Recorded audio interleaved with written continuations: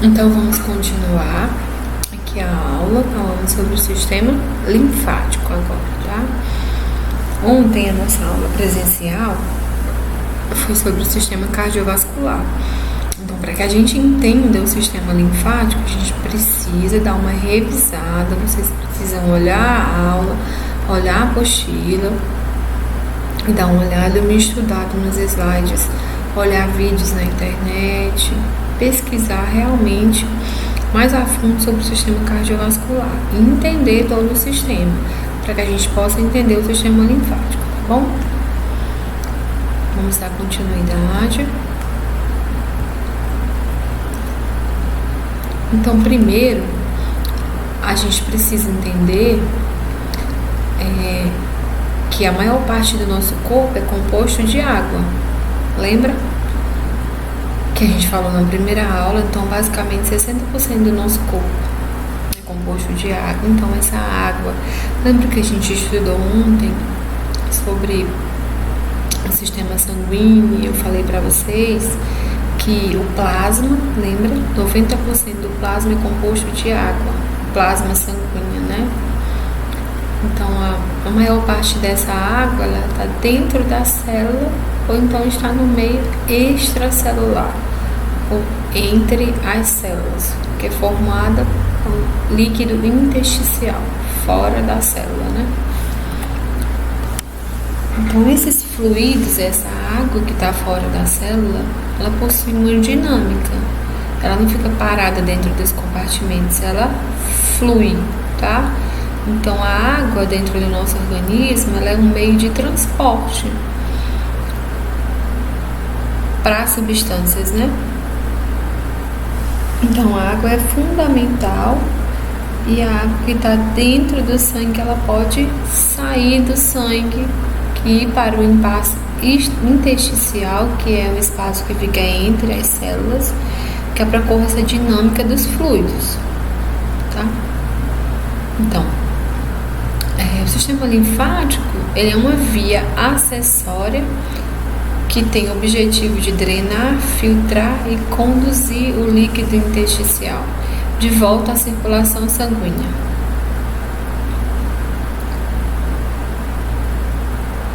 Então, não existe uma circulação, é apenas uma drenagem. É um fluido que vai circular em apenas, que vai transcorrer em apenas uma direção, é unidirecional, né? Vamos dizer assim.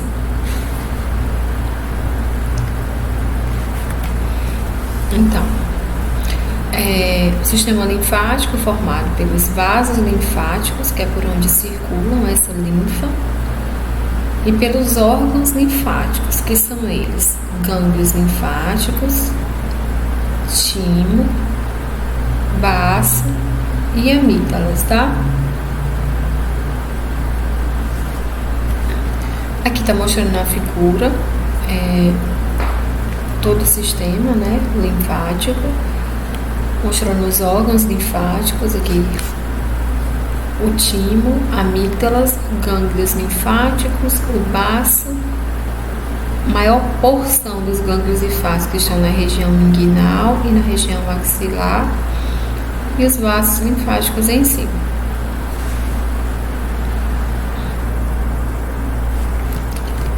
Então, a função desse sistema linfático é o quê? É drenar o excedente intersticial, absorver as moléculas de gordura, absorver substâncias com alto peso molecular e ajudar nas defesas do organismo.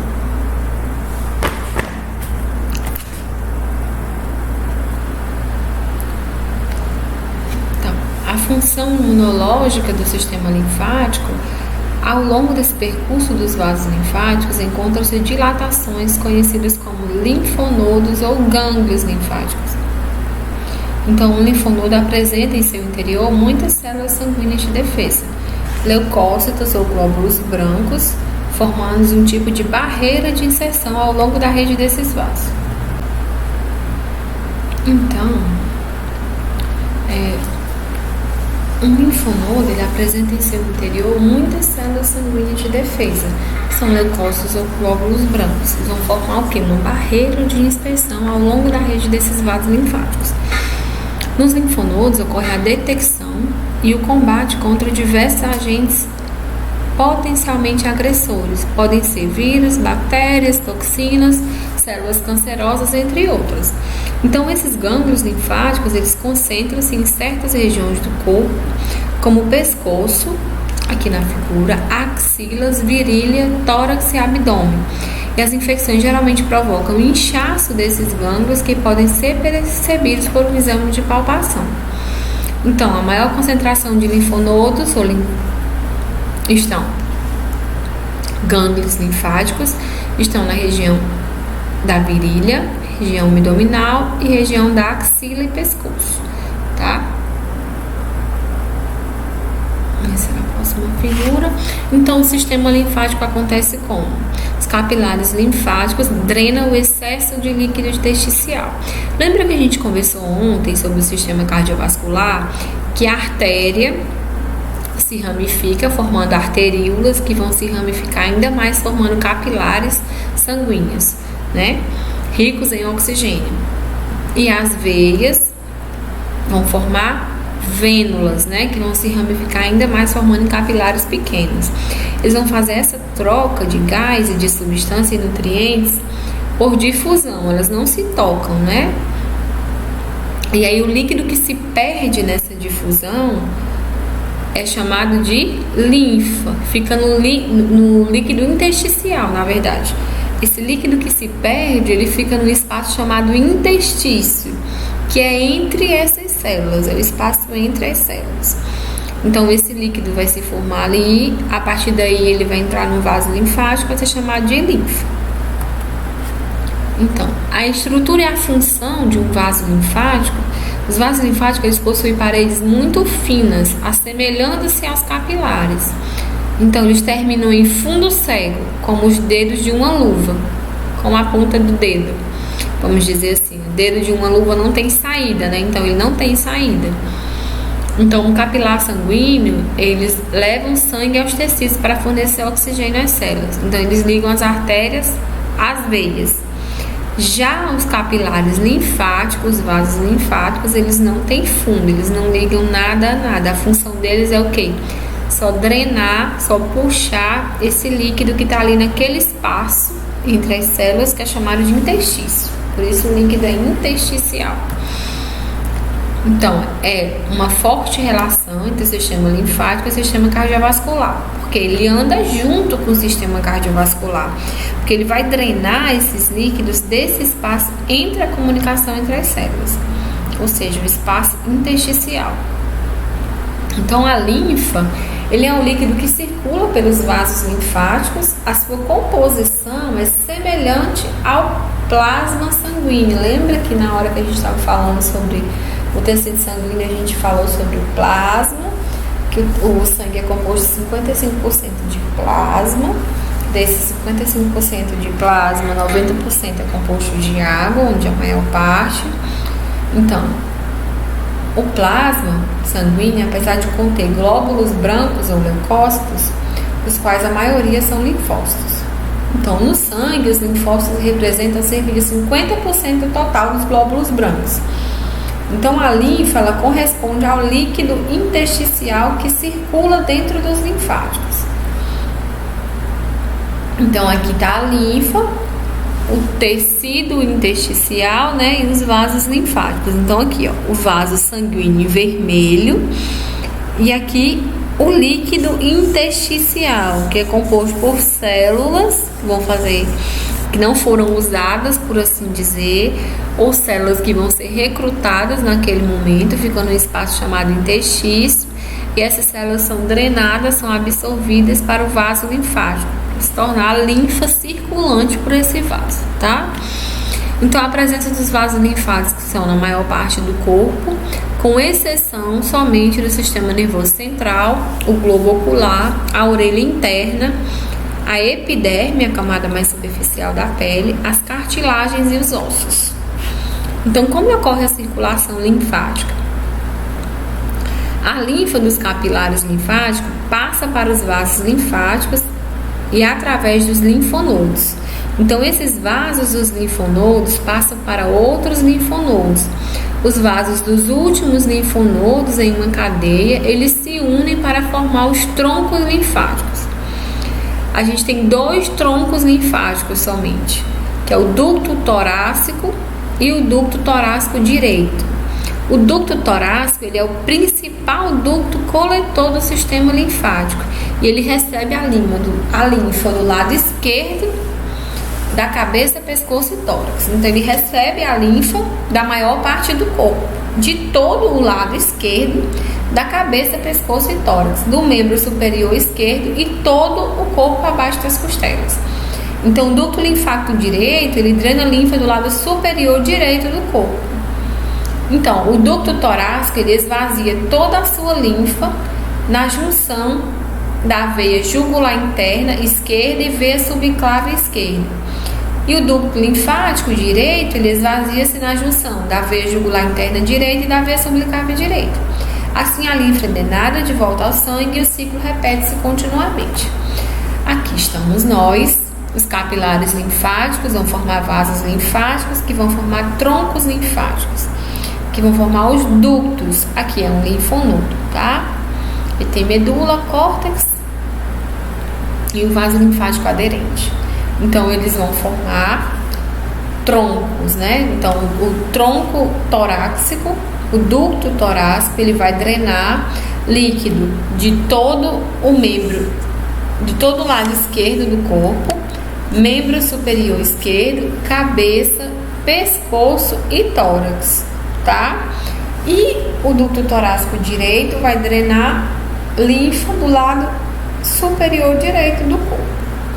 Então, esses ductos, ó, que tá, essa figura tá perfeita, mostrando o ducto torácico, ele vai drenar líquido de todos os membros inferiores, todo o lado esquerdo, membros inferiores, braço esquerdo, cabeça e pescoço. E o ducto torácico direito vai drenar sangue do tórax direito, membro superior direito, cabeça e pescoço. Então, o fluxo dessa linfa, como nas veias, os vasos linfáticos também não contam com uma bomba propulsora, uma bomba, né? Vamos dizer assim, propulsora como o coração, capaz de gerar um fluxo persistente como nas artérias. Então, por isso a linfa ela é lenta e depende de quê? Da contração e da movimentação do corpo. Então, o refluxo é impedido pela presença de válvulas, assim como nas veias. Aqui é um vaso linfático mostrando o fluxo em direção à luz, fundo desse vaso, né? E mostrando aqui ao meio as válvulas que impedem o refluxo desse líquido, dessa linfa. Então, nos espaços intersticiais até as veias subclávias é mantido primariamente essa ação de contração dos músculos esqueléticos que comprimem os vasos linfáticos e forçam a linfa na direção das veias subclávias. Então, esse fluxo linfático também ele é mantido por movimentos respiratórios, que criam o quê? Uma diferença de pressão entre as duas terminações do sistema linfático. Então, a linfa ela flui da região abdominal, onde a pressão é menor, em direção à região torácica, onde a pressão é maior.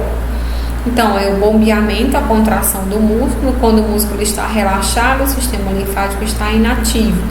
Quando o músculo contrai, empurra essa linfa, empurra esse vaso linfático para que ocorra a circulação dessa linfa. Então, a válvula se abre para que o líquido passe. O líquido passou, a válvula se fecha.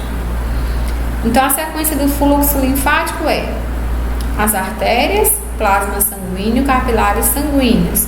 Aí tem os espaços intersticiais. As artérias, veias.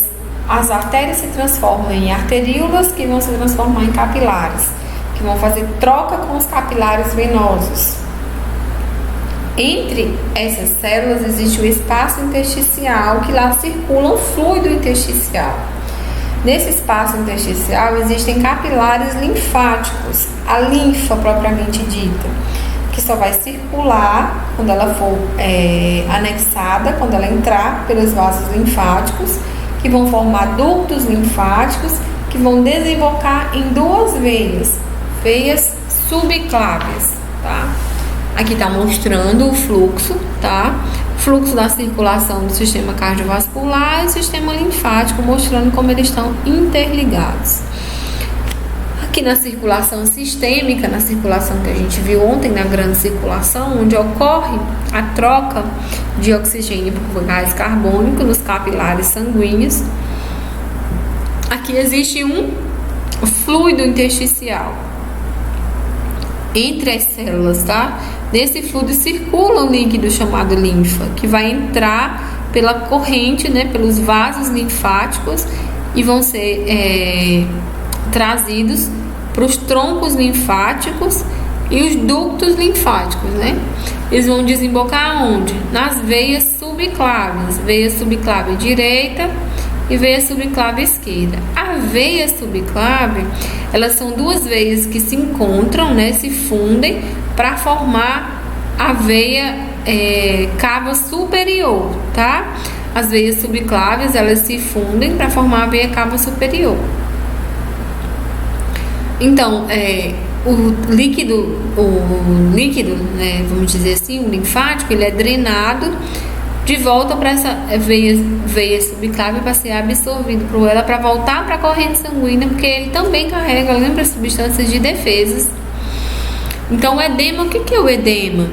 É uma acumulação excessiva desse líquido intersticial, esse líquido entre as células, nos espaços dos tecidos. Pode ser causado por uma obstrução, tal como um linfonodo infectado ou vasos linfáticos que estão bloqueados. Outra causa é uma formação excessiva dessa linfa e aumenta a permeabilidade das paredes capilares sanguíneas. Então, o edema ele pode resultar de um aumento na pressão sanguínea do capilar quando o fluido intersticial ele é formado mais rapidamente do que ele pode passar aos vasos linfáticos. Então, ocorre o quê? Pode ocorrer um aumento da circulação sanguínea ou um aumento da pressão nesse capilar sanguíneo, onde ocorre a troca de oxigênio por gás carbônico. Então, vai ocorrer uma maior produção de fluido e esse fluido não vai conseguir ser drenado para os vasos linfáticos. Então, a drenagem da linfa ela é em uma só direção, dos tecidos para o coração, para a veia subclávia, lembra? Então, ela não tem fim, ela não tem luz, ela não circula, ela vai só em uma direção e pronto, ela não vai retornar para lugar nenhum. Então, a drenagem unidirecional, aqui é o que? É um capilar sanguíneo. Esse espaço de azul, ele é o espaço intersticial, onde vai sair essas células dos capilares. É o espaço onde tem um líquido intersticial, que também tem células, né? E nesse líquido circula a linfa. E ela vai se tornar linfa, na verdade, quando entra no capilar linfático para ser drenado pelos troncos linfáticos e ductos até a veia subclávia. Então, anatomicamente, ele é próximo ao sistema circulatório porque ele depende e auxilia o sistema circulatório, né? Então, a rede linfática é formada por tecidos capilares linfáticos, vasos linfáticos de médio calibre, ou troncos linfáticos, os ductos linfáticos, que são ducto torácico esquerdo, que drena sangue dos membros inferiores, de todo o lado esquerdo, membro superior esquerdo, cabeça e pescoço. E o ducto linfático direito, que drena sangue do tronco direito, membro superior direito, o lado direito da cabeça e pescoço. Ambos, ducto torácico esquerdo vai desembocar na artéria, na veia subclávia esquerda, e o ducto torácico linfático direito na veia subclávia direita. Então, os linfonodos, ou esses nódulos linfáticos, eles são órgãos mais numerosos no organismo. São órgãos linfáticos que estão em maior número no organismo, localizados aonde? Nos trajetos dos vasos linfáticos. Qual é a sua função? É filtrar essa linfa e eliminar qualquer corpo estranho que possa conter nela, como vírus e bactérias.